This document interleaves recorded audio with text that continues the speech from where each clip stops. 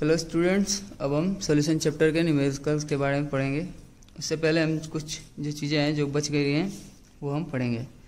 Molarity of mixture, मिश्रण की मोलरता, ये अभी हमने नहीं पढ़ा है।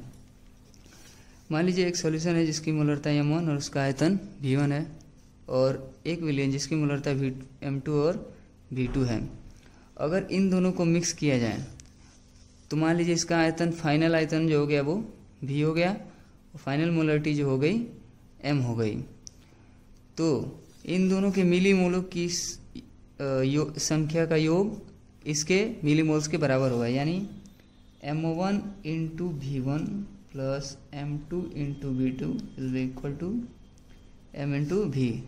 m1 मोलरता है, v1 आयतन है, और v जरूरी नहीं कि हर जगह दिया ही हो। अगर मान लीजिए कि ये v1 v2 दिया गया हो, अगर इन्हीं दोनों को मिलाया गया हो तो कई जगहों पर v बराबर v1 प्लस v2 हो सकता है, क्योंकि अगर इन दोनों को मिलाते हैं तो v1 इसका और v2 इसका, केवल यही दोनों आयतन होंगे, तो v1 इंटू v2। इसके अलावा एक और केस हो सकता है कि हम एक ही सॉल्यूशन लें और उसका मोलरता और आयतन चेंज कर दिया जाए। जैसे इनिशियल इसका है m1 v1, मोलरता और आयतन इसका फाइनल है m2 इंटू v2।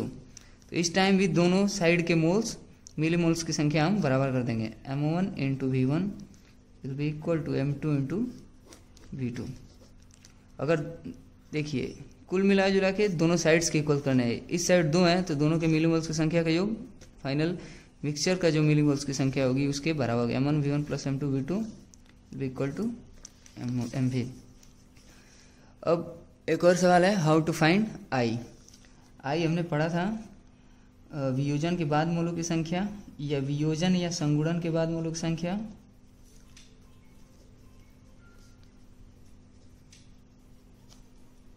बटा वियोजन या संगुणन के पहले मोलों की संख्या,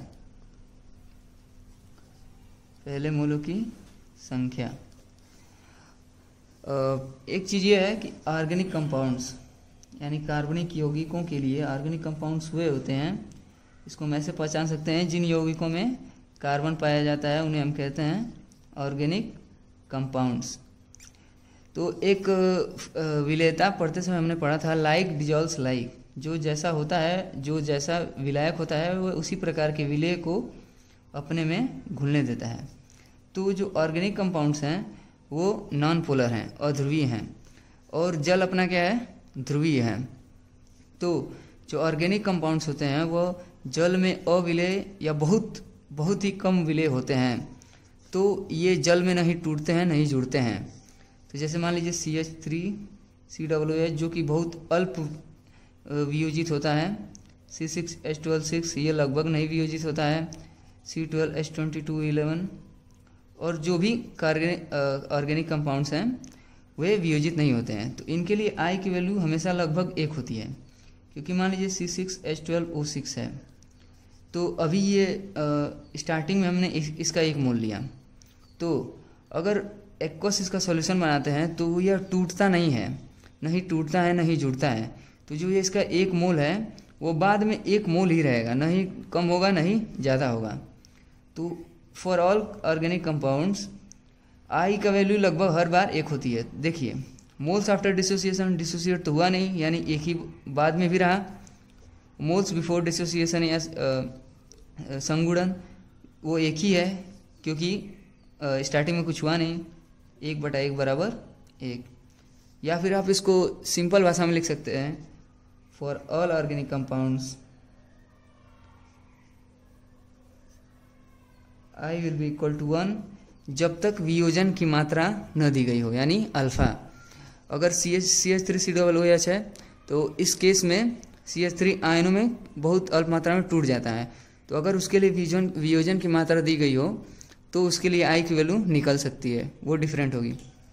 और आयनिक कंपाउंड यानी इलेक्ट्रोलाइट्स के लिए जो आयनों में टूट जाते हैं, जो 100% आयनाइज होते हैं, जैसे सॉल्ट्स हुए, जैसे मान लीजिए NaCl, CaCl2, तो ये आयनों में टूट जाते हैं, जैसे Na plus plus Cl minus, Ca plus plus 2Cl minus.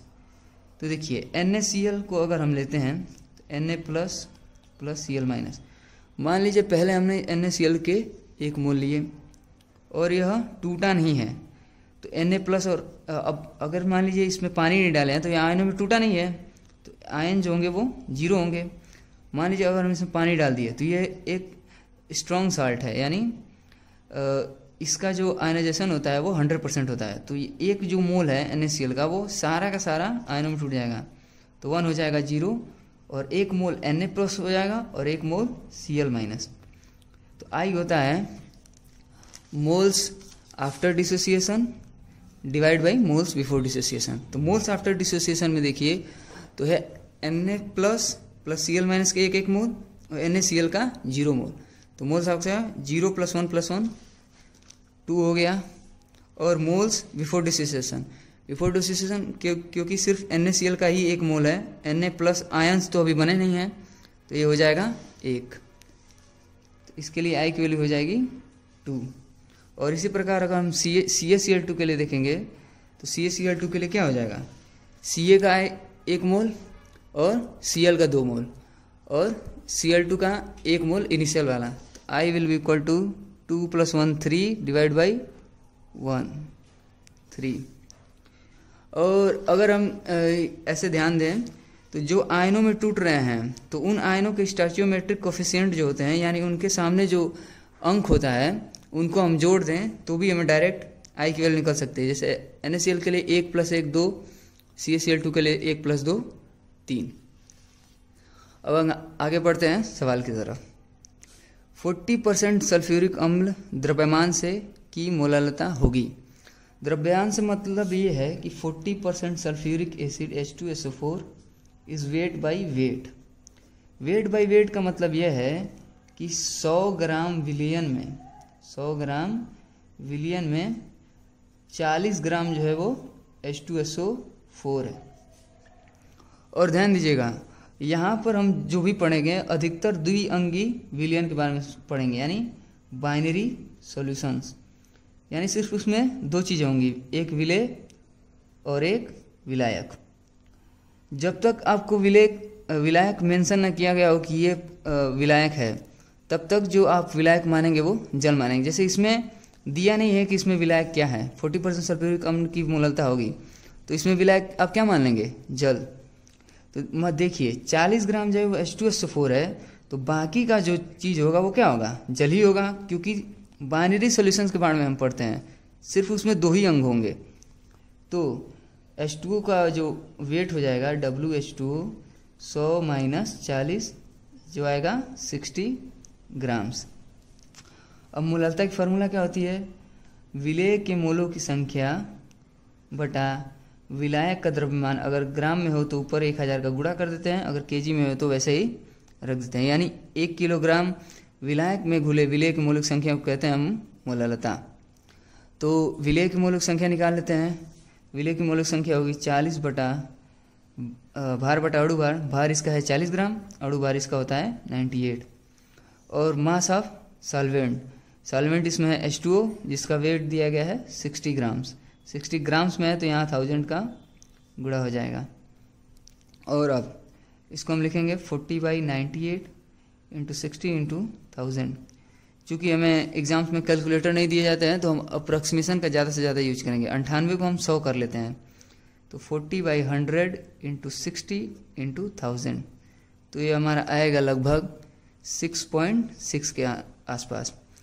अब देखिए ऑप्शन जो है हमारे काफ़ी उनमें काफ़ी अंतर है, 6.8, 13.6, 4.08, 8.16। इसीलिए हम अप्रॉक्सीमेशन यूज कर पा रहे हैं। और अप्रॉक्सीमेशन यूज इसलिए भी कर सकते हैं क्योंकि हमें कैलकुलेटर प्रोवाइड नहीं किए जाते हैं एग्जाम्स में। तो 6.6 के सबसे पास कौन सा है, 6.8। अपना आंसर हो जाएगा 6.8 मोल kg इनवर्स, जो कि मोललता का मात्रक है। अब आगे बढ़ते हैं। यूरिया के जलीय विलयन की मोललता 4.4 मोल पर kg है, तो यूरिया का मोल प्रभाज ज्ञात कीजिए। तो फार्मूले से ही हम डेफिनेशन निकालेंगे। मोललता होती है N solute divide by M solvent in kg। इसका मतलब ये हुआ कि 1 किलोग्राम विलायक में घुले विलेय के मोलों की संख्या। तो अगर किसी भी मान लीजिए यूरिया का जलीय विलयन की मोलता 4.4 मोल पर केजी है, मतलब 1 किलोग्राम, ये देखिए यूरिया का जलीय विलयन मतलब इसमें सॉल्वेंट क्या हो जाएगा, H2O। तो 1 किलोग्राम H2O में विलेय इसमें क्या है, जल में यूरिया, मोललता क्या दी गई है 4.44। तो यूरिया के मोल की संख्या क्या हो गई 4.44। यूरिया का होता है NH2CONH2, तो NNH2CONH2 will be equal to 4.44। अब निकालना हमें यूरिया का मोल प्रभाज। अब देखिए सॉल्यूशन में दो ही चीज़ें हैं, यूरिया और एक जल। तो यूरिया का मोल प्रभाज निकालने के लिए हमें यूरिया के मोलों की संख्या और जल के मोलों की संख्या निकालनी पड़ेगी। यूरिया के मोलों की संख्या तो निकल गई, अब हमें सिर्फ निकालना है जल के मोलों की संख्या। तो जल के मोलों की संख्या, जल का द्रव्यमान कितना हो गया, फार्मूले के हिसाब से 1 किलोग्राम हो गया। तो 1 किलो द्रव्यमान का अगर हम मोल्स निकालें H2O का, तो H2O के मोल्स हो जाएंगे NH2, 1 किलोग्राम बराबर 1000 ग्राम डिवाइड बाई 18, 55.5 मोल्स। तो अब इसको फार्मूले में रख देते हैं, तो हमें यूरिया का मोल फ्रैक्शन निकल जाएगा 4.44 डिवाइड बाई 4.44 प्लस 55.5, ये आएगा आपका लगभग 0.074। तो ऑप्शन आपका ए सही हो जाएगा। अब हम बढ़ते हैं आगे वाले क्वेश्चन पे। 1 m ग्लूकोज का 0 डिग्री सेल्सियस पर परासर दाब होगा। अब ये ध्यान दीजिए, हर जगह आपको मोलरता ये लिखा नहीं होगा, केवल आपको सिंबल दे दिया रहेगा। कैपिटल एम यानी मोलरिटी, स्मॉल एम यानी मोलरिटी, कैपिटल एन यानी नॉर्मेलिटी। तो 1 मोलर ग्लूकोज का 0 डिग्री सेल्सियस पर परासर दाब होगा। पाई बराबर होता है ICRT, वांट हाफ फैक्टर इसमें इंक्लूडेड है, क्योंकि ये जब भी आप ये फॉर्मूलेज लिखेंगे इसका ध्यान देंगे। तो ग्लूकोज है, तो ग्लूकोज ऑर्गेनिक कंपाउंड है, तो उसके लिए आई की वैल्यू क्या हो जाएगी 1। तो आई के बारे में आप चिंता करने की जरूरत नहीं है। पाई बराबर हो गया CRT, C बराबर 1 मोल। और यहाँ देखिए जो प्रेशर है ऑप्शन में वो ATM में दिया गया है, तो इस समय आर की वैल्यू क्या हो जाएगी 0.082 इंटू 0 डिग्री सेल्सियस को अगर आप केल्विन में बदलेंगे तो क्या हो जाएगा 273.15। तो 273 ही रखते हैं। 0.082 into 273 that will be coming. 273 को आप अप्रॉक्सीमेशन के लिए 300 लग सकते हैं, क्योंकि आप देख रहे हैं ऑप्शन में काफ़ी डिफरेंस है। 0.082 इंटू 300 तो ये लगभग आएगा 24.6, यानी 24.6 के आसपास कौन सा है 22.4। तो जो आपका आंसर हो जाएगा 1 मोलर ग्लूकोज का 0 डिग्री सेल्सियस पर परासर दाब होगा वो 22.4 ATM। अब आगे वाला सवाल पढ़ते हैं। 10% जलीय विलयन का परासर दाब सबसे अधिक होगा। पहले देखिए परासर दाब क्या होता है, पाई बराबर ICRT फार्मूला, ठीक, यानी pi is directly proportional to I. चूँकि देखिए कंसंट्रेशन सबके लिए सेम दिया गया है, गैस कांस्टेंट सबके लिए सेम ही होता है, टेम्परेचर मेंशन नहीं किया गया सबके अलग अलग, यानी मतलब टेम्परेचर भी सबके लिए सेम है। तो पाई जो होगा वो डिपेंड करेगा सिर्फ आई पे। तो अब इसमें से निकाल लीजिए, सबके लिए अलग आई। ग्लूकोज के लिए आई क्या हो जाएगा 1, क्योंकि ग्लूकोज एक ऑर्गेनिक कंपाउंड है। यूरिया के लिए भी आई क्या हो जाएगा 1, क्योंकि यूरिया एक ऑर्गेनिक कंपाउंड है। सुक्रोज ये भी एक ऑर्गेनिक कंपाउंड है, यानी C12H2211 सुक्रोज, इसके लिए भी आई की वैल्यू क्या हो जाएगी 1। पोटेशियम सल्फेट यह एक लवण है, तो इसके लिए आई की वैल्यू 1 नहीं होगी, इसके लिए आई की वैल्यू हम निकालेंगे K2SO4, तो ये आपका जाएगा 2K plus SO4 minus minus. तो आपको हम बताएं आई की वैल्यू क्या लिख दीजिए, जो आयंस हैं उसके उनके स्टोइचियोमेट्रिक कोफिशिएंट का सम। तो K प्लस का है 2 और SO4 का मल्टीपल क्या होगा 1 होगा, जिसके आगे कुछ नहीं होता 1 होता है, इसके लिए आई हो गया 3। तो पाई प्रोपोर्शनल टू 3, इसके लिए 1 1 और इसके लिए 3। तो जाहिर सी बात है जिसके लिए आई की वैल्यू सबसे ज़्यादा होगी उसके लिए पाई यानी परासर दाब की वैल्यू भी ज़्यादा होगी। तो सबसे ज़्यादा किसकी होगी, पोटेशियम सल्फेट। अब हम आगे बढ़ते हैं। 1 मोलर विलयन के लिए सबसे ज़्यादा पराशरण दाब होगा। सेम क्वेश्चन, बस यहाँ पे जो लगभग सारे हैं वो लवड़ ही हैं। Pi is proportional to I, सबके लिए आप आई की वैल्यू निकालिए NaCl, Na plus plus Cl minus, I की value 2, 1 + 1 2। Sodium sulphate Na2SO4 2Na plus SO4 minus minus, I की value 2 + 1 3। Calcium chloride CaCl2 Ca plus 2 Cl minus, इसके लिए भी आई की वैल्यू क्या हो जाएगी 1 + 2 3।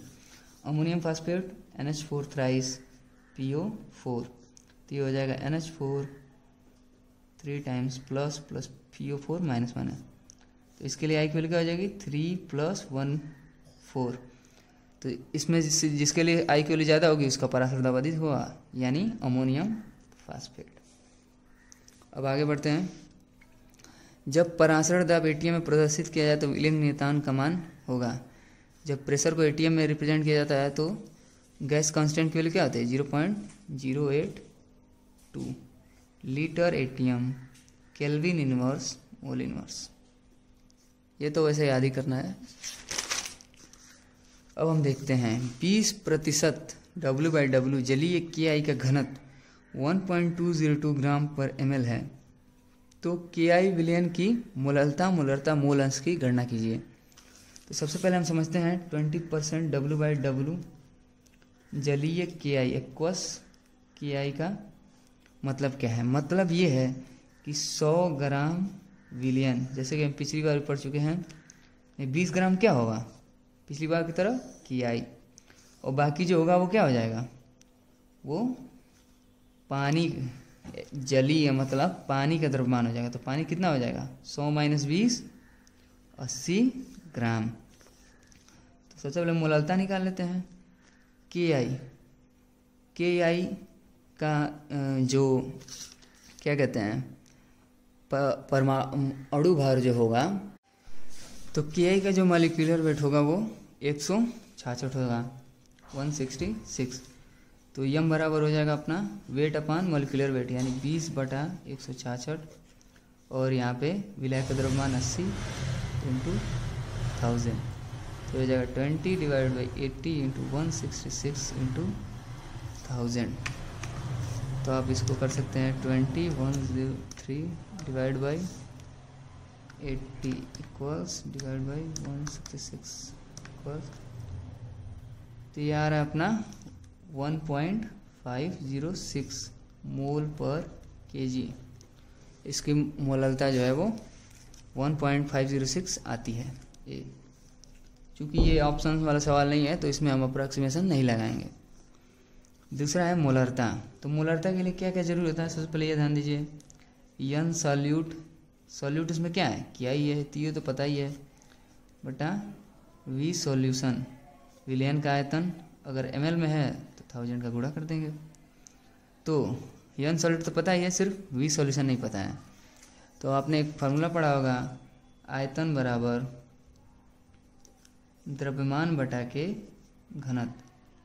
चूँकि हमने माना है कि 100 ग्राम सॉल्यूशन है तो जो विलयन का द्रव्यमान होगा वो कितना हो जाएगा 100 ग्राम, उसका घनत्व 1.202 ग्राम पर ml है। तो अगर इसको हम सॉल्व करें 100 / 1.202 विल बी कमिंग टू 83.19, यानी 83.2 ml। जो विलयन का आयतन आया है वो 83.2 ml। तो अब यहाँ पे मोलरिटी का फॉर्मूला लिखेंगे, यन सॉल्यूट, यानी यन सॉल्यूट कितना आया था ये हमने निकाला नहीं, 20 / 166, यानी 0.12 / 83.2 × 1000, क्योंकि विलयन का जो आयतन है वो ml में लिया गया है। तो 120 / 83.2 कमिंग टू 1.44 जो होगी उसकी मोलरता आ जाएगी। मोलरता का मात्रक जो होता है वो मोल प्रति लीटर। और तीसरा है मोल अंश की गणना। मोल अंश की गणना तो मान लीजिए x KI आप निकालते हैं, तो क्या चाहिए KI की मोल संख्या डिवाइड बाय KI की मोल संख्या प्लस H2O की मोल संख्या। तो H2O की मोल निकाल लेते हैं। H2O का द्रव्यमान कितना देगा 80, NH2 जो हो जाएगा 80/18, that will be coming to 4.44 mole. तो यहाँ पे निकालिए अपना 0.12 डिवाइड बाई 0.12 प्लस 4.44। तो अगर आप इसको सॉल्व करेंगे तो आएगा ये आपका 0.12 डिवाइड बाई 4.56 0.0263। अब देखिए एक आप चीज़ पढ़े हैं, विलियन के जितने भी अवयव होते हैं उनका मोल अंश जोड़ने पे कितना आता है? एक। तो इसमें दो ही हैं, तो XKI plus XH2O will be equal to 1। XKI 0.0263, तो 0.26 ही लिखते हैं। XH2O बराबर 1, तो XH2O जो हो जाएगा 1 माइनस 0.026, इसमें 0.974 जो आ जाएगा वो H2O का मोल प्रभाज हो जाएगा, और जो KI का मोल प्रभाज होगा वो 0.0263। अब हम आगे बढ़ते हैं।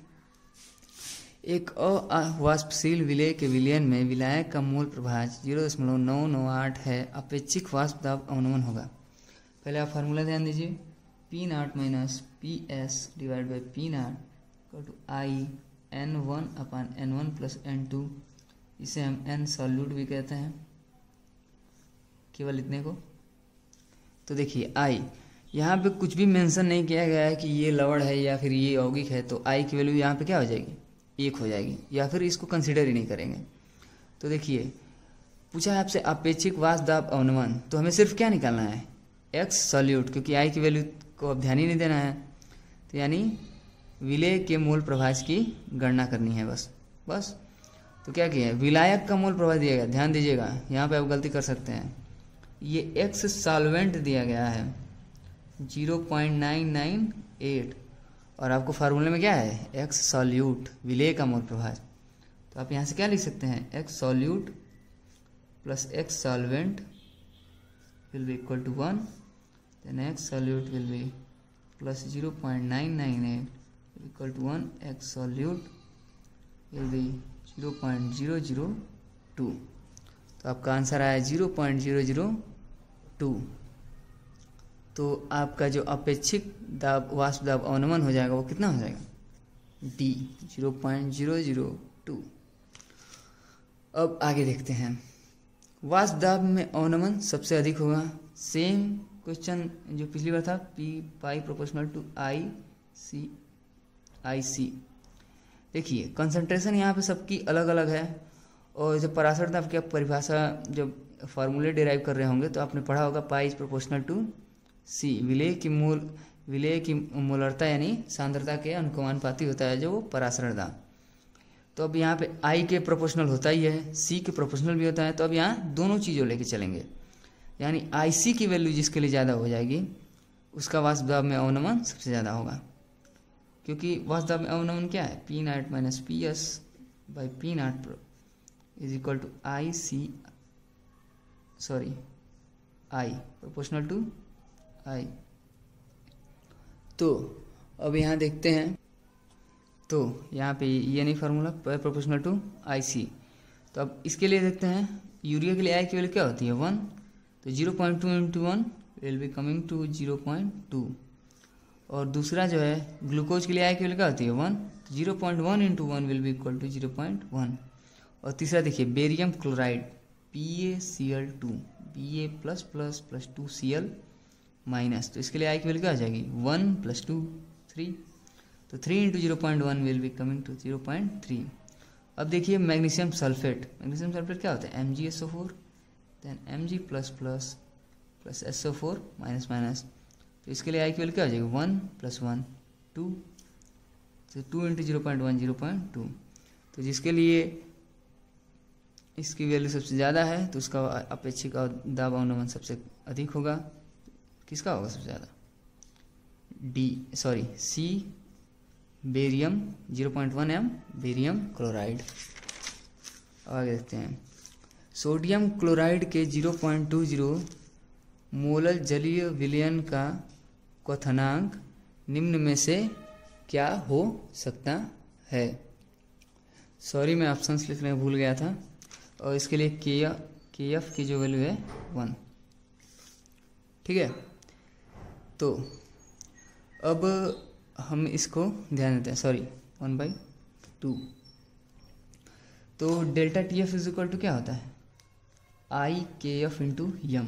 ये आदत डाल दीजिए, आई के एफ इंटू यम, क्योंकि ज़रूरी नहीं कि जो हर बार आपका विलयन दिया गया हो उसमें जो सॉल्यूट हो उसके लिए आई की वैल्यू 1 हो। यहाँ पे क्या दिया गया है, ध्यान दीजिएगा, सोडियम क्लोराइड, इसके लिए आई की वैल्यू क्या हो जाएगी 2। तो delta T F is equal to क्या हो जाएगा 2 इंटू के एफ की वैल्यू 1/2 और यम की वैल्यू 0.20 यानी 0.20। ये होता है डेल्टा टी एफ क्वथनांक में उन्नयन।